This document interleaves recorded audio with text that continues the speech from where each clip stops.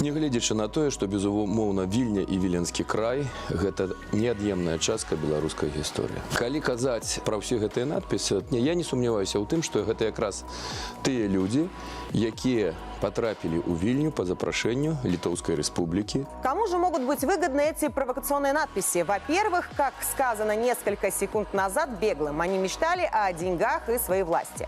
Литовскому правительству это во-вторых. Тезис о том, что исторические территориальные претензии – это предтеча, вестник белорусского нападения, мол, придут и силой отнимут Вильню. А значит, нужно правильно – деньги на новые мины, заграждения, укрепления общей ЕСовской границы. А еще можно точно изымать под военные нужды и полигоны земли в приграничье у населения. Кстати, это уже в-третьих. Малую, но пользу такие надписи – парадокс, но могут принести литовскому населению.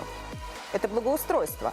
Пошарпанный пешеходный мост после второй такой надписи пришлось перекрасить, хоть и частично. С вами была Екатерина Тихомирова. До новых встреч!